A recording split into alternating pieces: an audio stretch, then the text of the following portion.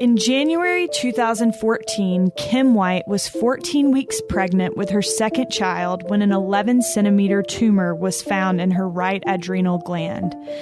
Kim was faced with the heartbreaking reality that if she didn't deliver immediately, neither she nor her baby would survive. Her son, Hinckley, did not live, but Kim, who at the time of her diagnosis with stage 4 cancer was told, "You'll be lucky if you make it 5 years," is still alive and fighting nearly 5 years later. Kim White's journey with cancer has inspired thousands through her Instagram account, Kim Can Kick It.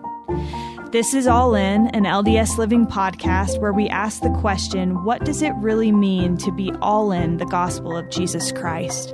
I'm Morgan Jones, and I'm excited to talk with Kim White today. Kim, thanks so much for being here with us. Thanks for having me.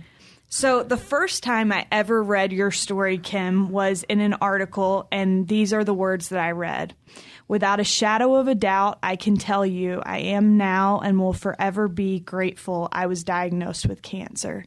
Can you give us a little synopsis of what the past 5 years have been like for you and why you, or how you can even possibly say that you're grateful that you've had cancer? Yeah, my story is definitely complicated, so I'll try to be brief. But it started when I was 14 weeks pregnant. I just went in for my regular checkup, and my blood pressure was 166 over 106. And my OB was really concerned because a regular blood pressure is 120 over 80. And he started asking me about my daughter Hensley's pregnancy and if I had high blood pressure during that. And I didn't. I had a totally healthy pregnancy with her. And so he had no idea what was going on because 14 weeks is too early for preeclampsia. So he sent me home on some blood pressure medicine. Within 2 weeks, my blood pressure just kept getting higher and higher. And so he finally called an internal med doctor, said, "Do you have any idea what could be going on?" And that doctor recommended doing an ultrasound on my kidneys. So they scheduled that for another 2 weeks out. And so by this point, I was 18 weeks pregnant, and they found an 11-centimeter tumor on my right, on top of my right kidney. And at first, they were just really confident. They're like, "We should be able to remove it, keep the baby safe." But then 3 days later, I got HELLP syndrome, and the only way to cure HELLP syndrome is by delivering the baby. Uh-huh. So I delivered my little boy at 18 weeks, and we named him Hinckley. And at the time, they still had no idea what this tumor was. They didn't think it was cancer because of the way it was acting.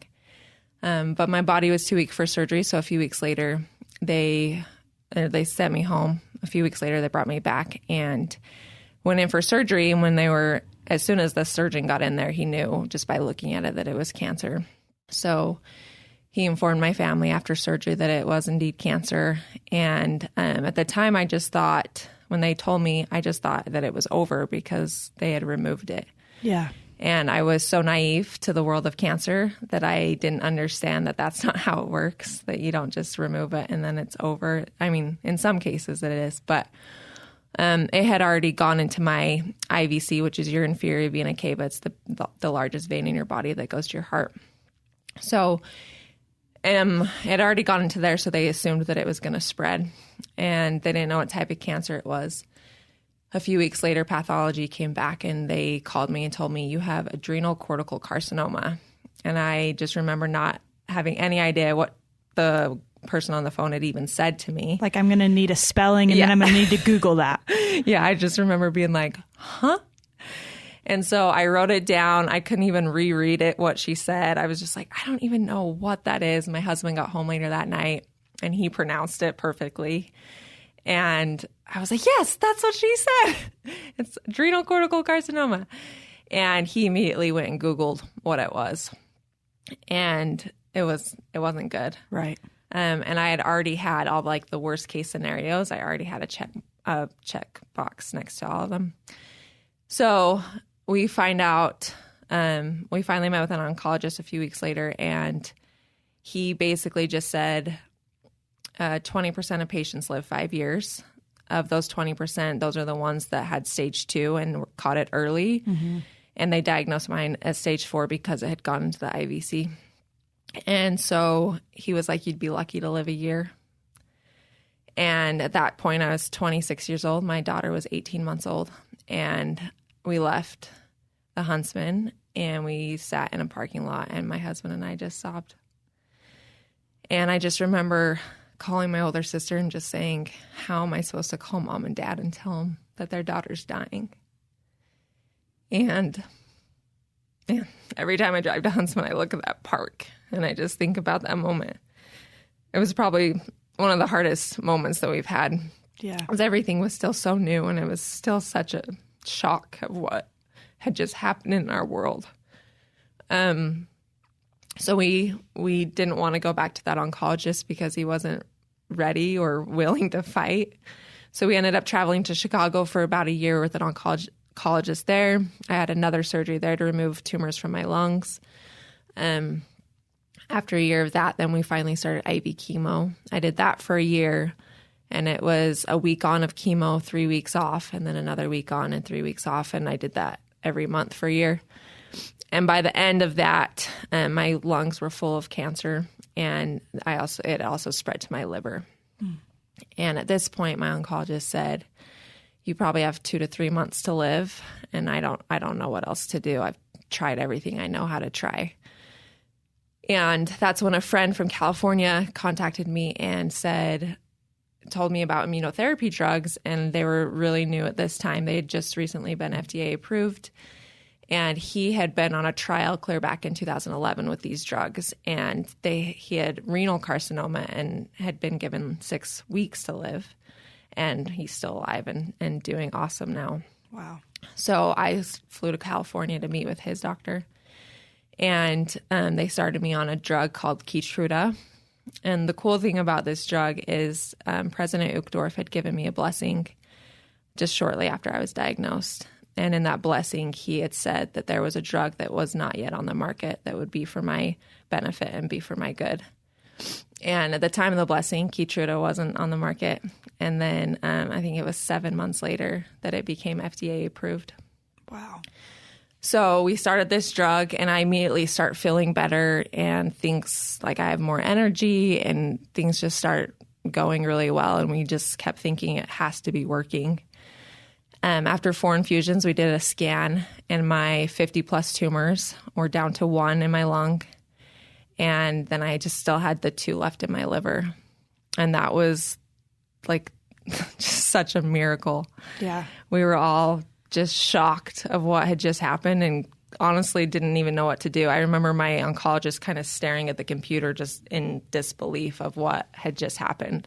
It's amazing. So we celebrated that summer. It was the first time since I was diagnosed that I felt healthy and could actually go and really celebrate life. So we really did that summer. We lived it up. And thankfully we did, because a few months later, that September, the tumor in my liver went crazy, and it was 18 centimeters. It had just taken up almost my entire liver. Mm-hmm. And so they started me immediately on Y90 radiation, which is when they put radiation directly into the liver. And that didn't work. So then they tried chemoembolisms, which is when they put chemotherapy directly into the liver. And I did 2 rounds of that, and that caused my hair to fall out for the second time, and it just made me really, really sick. Yeah. And it made me so sick that I had to get my gallbladder emergency removed. Emergency removed. So my husband had taken me to the ER that night, and they were like, yeah, her gallbladder is so inflamed, we're going to have to take it out. And so the surgeon, he ends up having to open me up instead of doing it laparoscopically like most gallbladder surgeries, because my insides were pretty messed up from the liver being so large from the tumor and the previous surgeries I had had. So he has to, this was the second time my abdomen was sliced open. So he opens me up, takes my gallbladder out. And that surgeon ended up being very important. He asked me at my follow-up if he could take my case to the tumor board. And I, of course, was like, sure, and I didn't think much of it, and left his office and was just focusing on recovering from yet another surgery. And by that point, it was my third major surgery from cancer. And so a few weeks later, I got a phone call from my IR doctor saying there was a surgeon in this tumor board that stood up and said, I can take that tumor out. And he was like, I think it's way too dangerous, and I don't think you should do it. We still have options. And I just remember being like, yeah, I've always been told that I'm inoperable. Like, well, who is this crazy surgeon, you know? Yeah. The nerve. Yeah. How dare he? He doesn't know who I am. But thankfully, he did say, like, I think you should still talk to him and just see what you think. So I did. I went and talked to him, and I was fired up. I was ready to just be like, you have no idea what I've been through, who I am, and you just want to use me as your guinea pig to do some surgery to up your career, basically. Right. I wasn't having it. But so we went to meet with him, and we were sitting in his office waiting for him to come in, and I was all fired up. And the second he walked in the room, all of that went away. And he walked directly over to me, and he just said, hi, Kim, I'm Dr. Zendejas. You can call me Dr. Z. And I knew before he'd even talked to me about anything that he was about to change my life forever. And he sat there and told us how insane this surgery was, that there was a very likely chance I would die on the table. But then he said, but if we don't do anything, you'll die in 2 to 3 months anyways.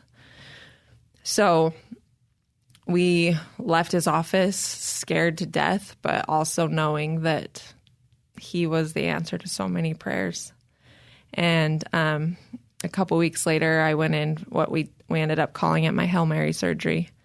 And he removed 70% of my liver, a fourth of my right lung, completely reconstructed my IVC. It was a 12-hour surgery, and they nearly lost me several times. At one point, Dr. Z said he just threw his hands up in the air and walked out of the room because he had worked on me for 11 hours, and he couldn't get me to stop bleeding. Wow. And they were just pumping blood into me, and it was coming out faster than they could pump it in. Yeah. And he later told me that he left, went and got some food, went to the bathroom, and when he came back in, he didn't even know how, but the anesthesiologist managed to keep me alive. And he was like, if you would have had any other anesthesiologist, you wouldn't have survived that surgery. And so since then, that was March of 2017, I've just been recovering. I've had a lot of other surgeries. A few months later, he opened me up again to get another tumor that was back by my spine. I've had tumors ablated, which means frozen, basically, in my lungs several times. All in all, I've had 5 major surgeries, and we think it's like 40 plus smaller procedures and surgeries. Going to the hospital is normal to me. Yeah. It's just part of my life. Well, I've noticed in your story, every time it's like a few weeks later, and it's constant. Yeah. And that's still how it is today. Like right now, I'm currently doing a clinical trial. I have 2 tumors in my lungs right now, and I just started a clinical trial up at the Huntsman Cancer Center. And yeah, it's a lot, but it's just normal to me now. And that's, and I'm just grateful that I'm about to hit my 5-year mark that I wasn't predicted to get anywhere near. Yeah. And so that is kind of the gist of my crazy story. Yeah, which is amazing. I'm curious, Kim, the Dr. Z part of the story is fascinating to me. How did you know, what was it about him when he came into that room that made your tune kind of change immediately?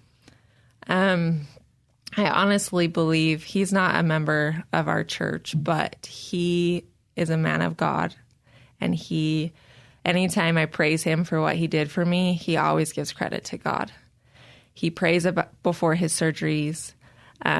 He told my dad the morning of my surgery that this would be the 3rd time performing the surgery on me. And my dad looked at him and said, What are you talking about?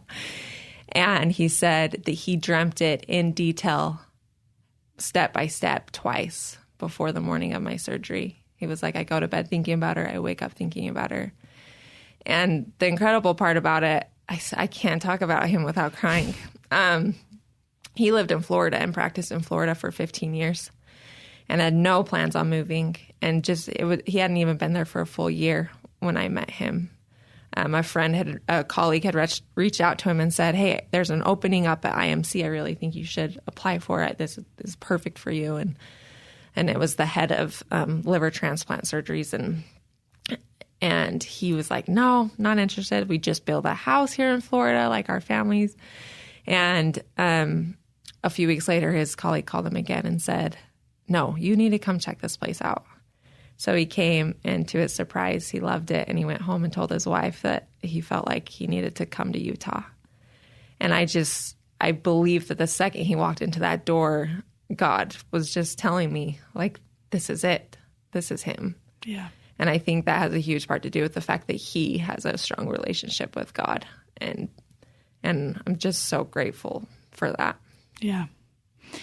Kim, you have shared a lot of this journey on Instagram with a lot of people that have never met you, like myself, who had never met you before today, but I've followed you for a long time.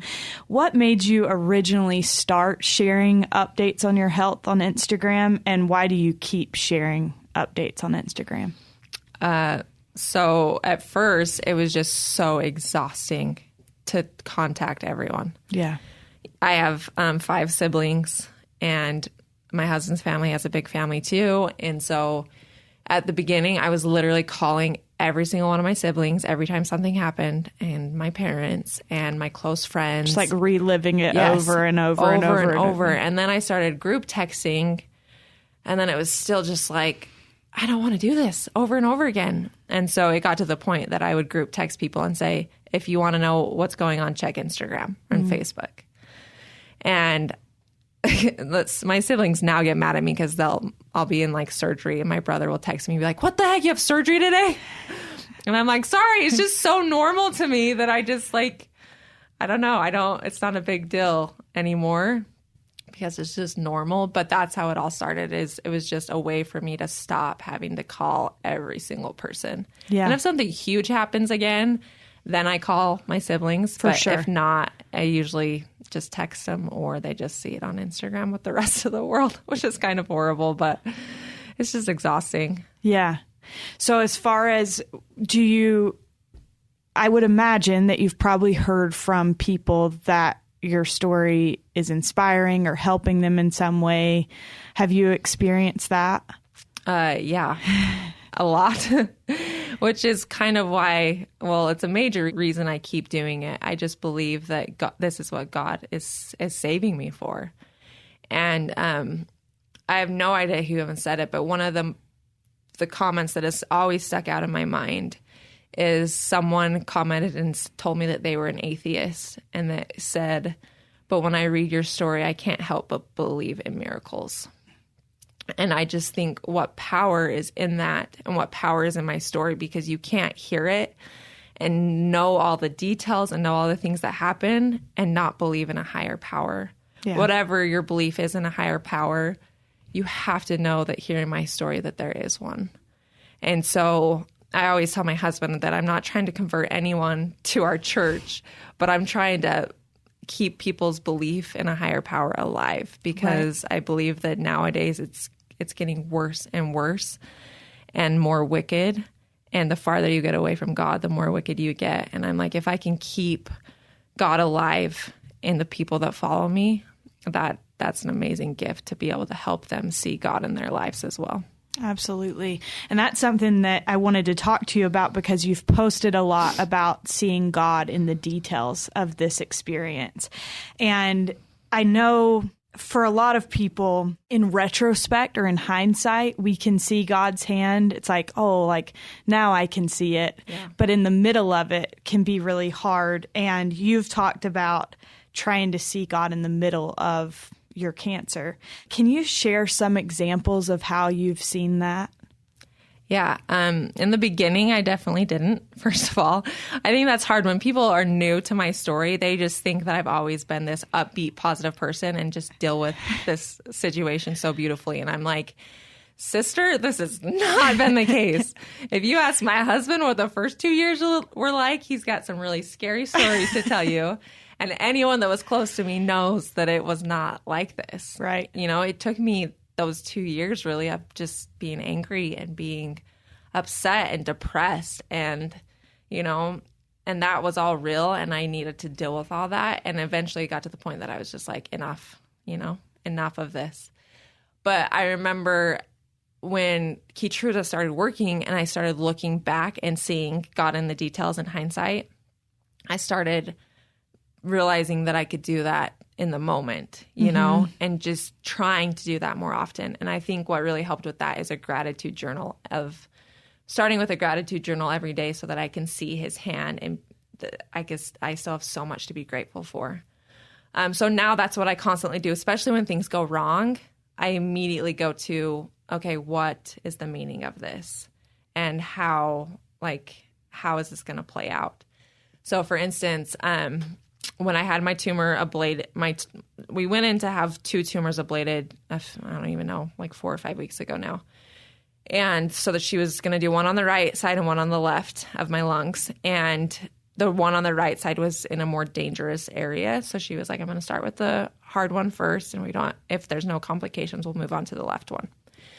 So she goes in, does it. And I was bleeding too much. And so the blood was bleeding into the left side. And so she had to just be done and wasn't able to ablate the left side. And immediately after the procedure, I said to my dad, I bet you there's a reason that happened. And it's going to play a bigger role in it all. And he's like, I believe you. It happens every time.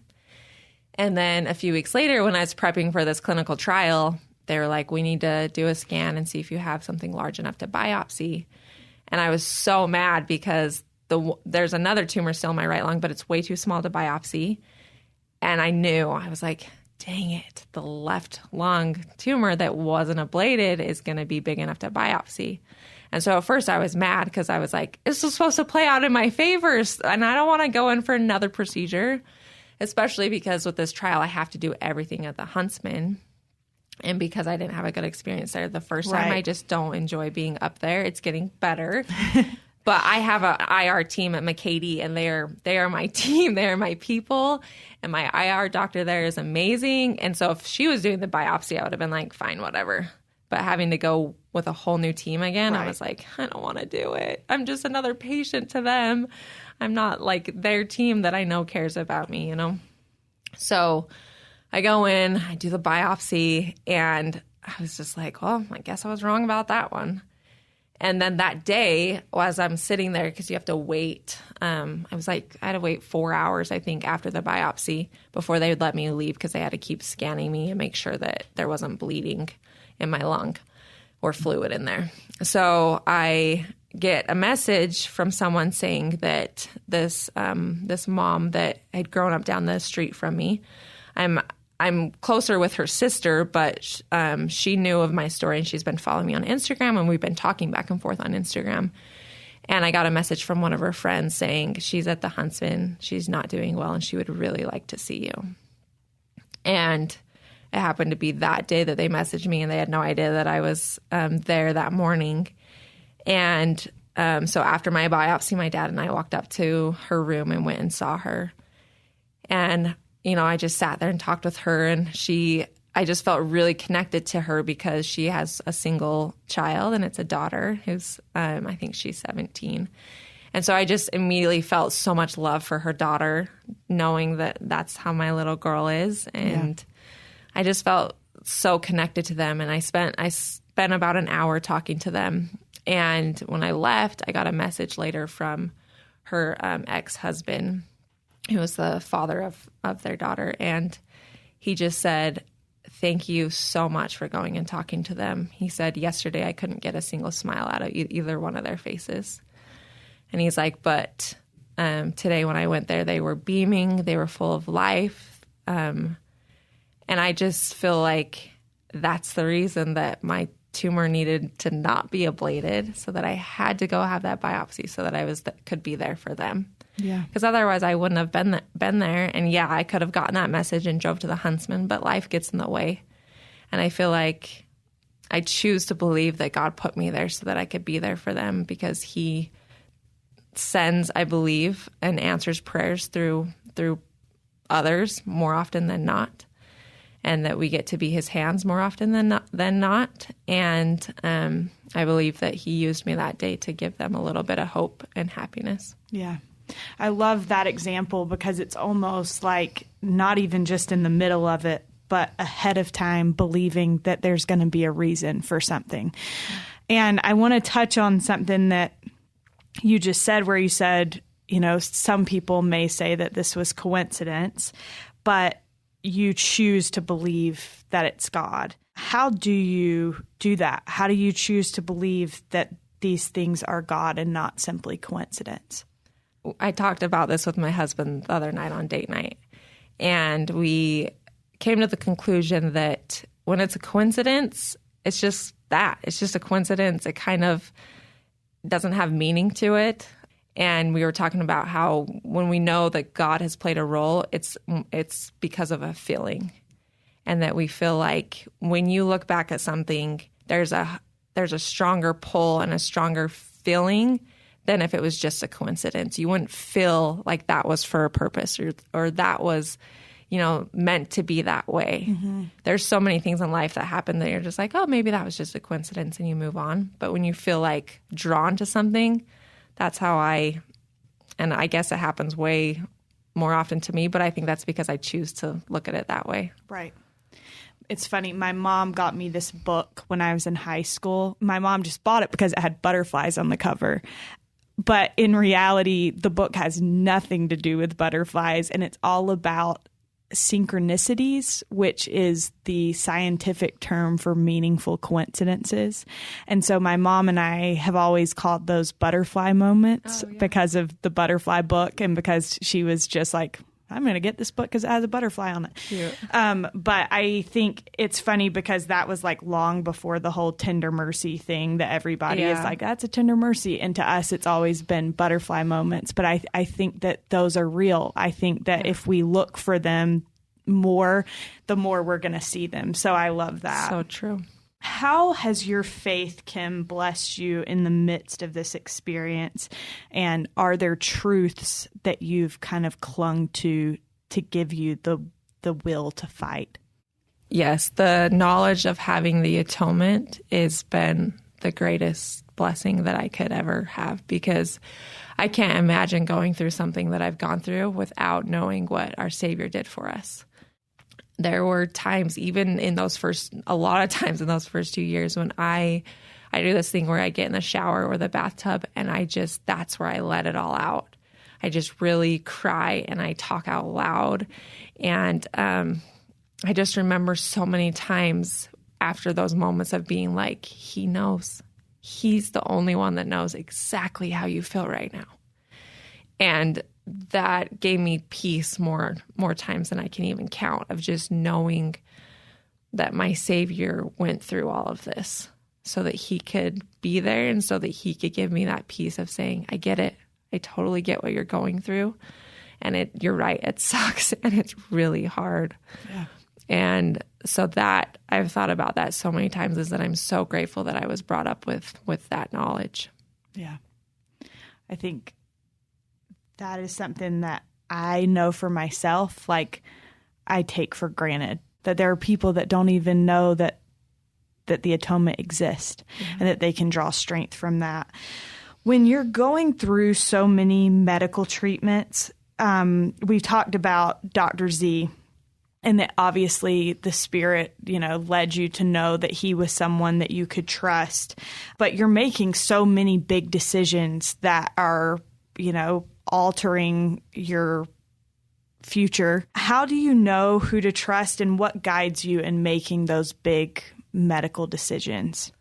Definitely listening to the Spirit. And I have gotten so good at being in tune with how it kind of works with me. But prayer is huge, because even after we met Dr. Z, we spent the next few weeks praying about it diligently, going to the temple, me and my husband, because I was too sick to even do a session or anything. So we just went and sat in the celestial room one day for a few hours and just sat there, and we just, talked and prayed. And so that's always, especially with the really big decisions. Yeah. But like with the clinical trial recently, my initial response was like, nope, not doing it. And then I just kept feeling like that was maybe just me not wanting to go to the Huntsman. And so then I was like, well, let's figure out all the details and figure out all the stuff and then and pray about it and then see if, what kind of answer I get. Right.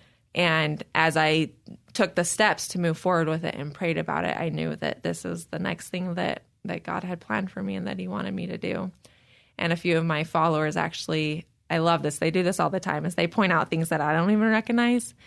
And a few of them had sent me messages and said, maybe Keytruda wasn't the only drug President Uchtdorf was talking about. And I just loved that. I was like, you're right. Maybe this, because this drug is not on the market. They don't even have names yet. It's like NS0073 something. And so I'm like, maybe you're right. Maybe that has something to do with it. But that's how we just pray about things. And I really trust my instinct, and because I feel like God is always guiding that as well. Yeah. We've talked about that several times in this podcast. It's interesting in so many different situations, regardless of who it is we're interviewing, this topic of personal revelation keeps coming up. And I think that is something that's so important right now, is especially with the changes that are being made in the church and things, being able to recognize how the Lord communicates to you is so huge. Okay. How would you say, Kim, and you touched on this earlier, that you were not always super optimistic or upbeat about this experience, but now we see you right now in this room. I wish everyone could see that you've smiled throughout this entire interview. How do you, or maybe the best question to ask is, what shifted, what changed and allowed you to be more upbeat and positive about this experience, and how do you maintain that? I often ask myself that same question because people ask me that all the time, and I feel like I don't know how to answer, or I feel like they're looking for like just the cure-all that's like, do this and all of a sudden you'll be happy. And that's not how it works. It's such a process, and it's a really long process, but especially when things are not getting better for a really long time. Right. And so as I've looked back and really thought about this and trying to figure out how did it all change, I realized that it changes very, very slowly, first of all, but it's the experiences that you survive that give you proof that you can survive the next one. And so as things just kept getting worse, it was like, well, I already survived this and this and this and this. I can get through this too. And at some point I just got sick of being grouchy all the time and just being unhappy to be around. And I was a lot more happy on the surface to people outside, but I was so unhappy on the inside. And I think that's hugely what it is a conscious decision to change and to want to be happy and want to see the good. And when you start looking for the good, it's easier to see it, which we kind of talked about earlier. And so that's where it starts, is in your head when you decide to make that change. And then it's not like it's going to happen overnight. I always tell people, I'm like, it is not going to happen. It's probably not even going to happen in a month. It's going to take a long time, and you're going to take baby steps. Yeah. To get to that point. I think you do such a good job of balancing this upbeat positivity with being genuine and real. You don't try to sugarcoat your experience. And there's this video that you recently posted with your little girl, and you're lip syncing In My Blood by Shawn Mendes. And I'm not kidding you. I cried watching that. I think my mom cried too, because I made her watch it. But I think that's a gift, to be able to balance what you're experiencing and portray it in a way that is both real but also inspiring. So I think, thankfully, I'm not a person that can sugarcoat how they feel. So when I'm sad and mad about something, I'm not going to just try and happy face it and be like, do, like, it's all good. And I know how important it is to feel the raw and to feel the crappy, because then it makes the sweet so much sweeter. So when I have those days, and I still have those days, and I'll just be like, babe, I just need you to lay with me and just let me cry. And my husband will just hold me and let me cry and just let me complain about all the things. And then I'll be like, okay, now I'm good. Now let's move on and let's attack this next thing. Yeah. So I think that's important to still feel those things. Yeah. And I think that's one thing too. You've said on your Instagram that you and your husband's relationship is better today than it's ever been. Why do you think that is? Oh man, because we've chosen to make it that way.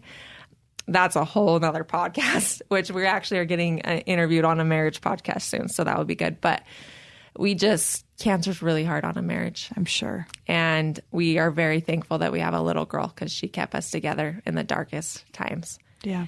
And now that I've changed so much, and people always ask me, well, how did you fix your marriage? And I'm like, I chose to change. I stopped trying to change him.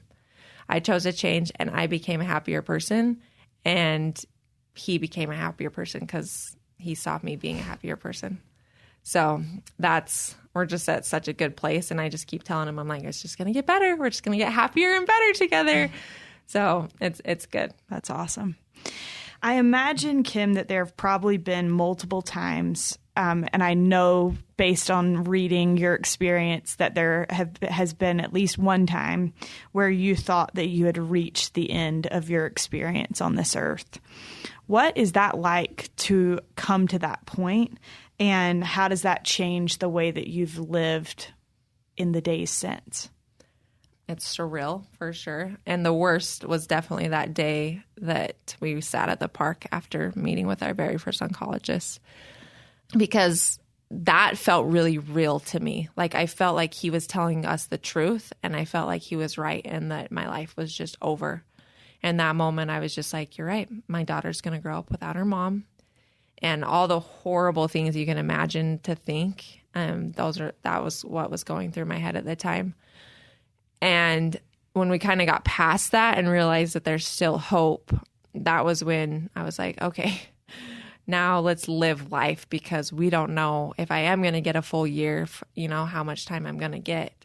And it's that, I think that's such a blessing when you're diagnosed with any kind of disease or illness or something that you think might take your life away, because you get woken up and you realize how precious life is, and you wish that you didn't need something like that to really wake you up. But it definitely woke me up, and I'm so thankful for that, because when they gave us 2 to 3 months to live 2 other times, I just felt like in those moments I felt like they were wrong. I was like, nope, we're going to keep fighting, we're going to keep going. And who knows, the day, I think I'll know when the doctors are actually right about my diagnosis. I just feel like I've been guided so well that I'll be like, okay, this time it's true, and this time they're right. We do make jokes, though, that I'm going to die randomly, like from a car accident or something. They're like, you survived cancer all these years, and then something random, you're going to get poisoned or something and die. And I'm like, probably that would be my luck. But I feel bad even laughing about that, but that's funny. What gives you, and that's an interesting point, that you feel like you'll know when to stop fighting, I guess. Yeah. But what gives you the motivation right now to keep fighting? My sweet little girl and my husband. In the beginning, it was definitely purely for Hensley. Not that I didn't love my husband, but it was like, he'll be okay. That's what I always thought. Like, he'll be fine. He'll be sad, of course, but he'll be fine. Right. Growing up without your mom, that is a whole nother ball game, that is tearing away just something that every child deserves, is to have a mom. And so I was just willing to do whatever it took so that she didn't have to live without her mom. And I still am. And as crazy as she is, and as hard as a kid she is, I just think about, I don't want anyone else to raise her, and I will stay here as long as I can, to be here as long as I can for her. What do you think, Kim, that you have learned from cancer, and why do you think, I was just listening to something this morning, and this person was sharing a conversation that he had had with a woman that had had cancer. And I thought it was interesting because I knew that this was coming up later today. But he said that he asked this woman, she had like 5 kids, and he said, "Why do you ever ask why this is happening to you?" And she said that she has learned to ask, "Why not me?" And I thought that was such a powerful thought. But why do you think that God allows us to go through these difficult things, whether it be illness or losing a loved one or a traumatic event? Why do you think he allows that to happen? And how do you think he feels about us during those times? I think he allows it to happen because it is a blessing to be forced to change. I could never have learned all that I've learned. I could never have grown in the way that I've grown without being pushed like this. I always think about, was it Hinckley that gave the analogy of the tree and how it doesn't grow stronger by laying down in the wind? Or is that a C.S. Lewis quote? One of the two. I'm not sure. They're both good people that couldn't tell you.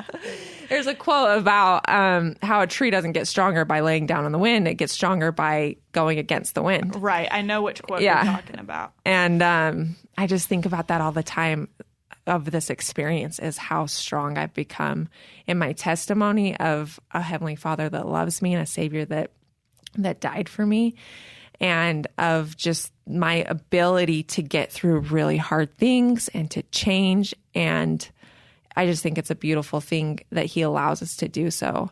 And I said this to my husband the other day. I'm like, if you imagine Hensley going through something horrible and we think that we love her more than anything in the, anyone can love someone, we would want to take that away from her. Right. And I think about our Father in heaven, how badly he probably wants to just take it away from us when we're suffering.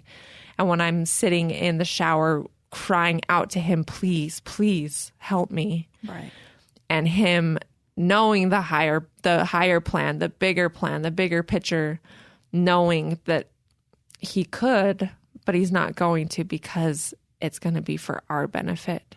And I just think what a love that must be, to be able to look at us in our misery and say, I promise you it's going to be okay. Right. Just trust me.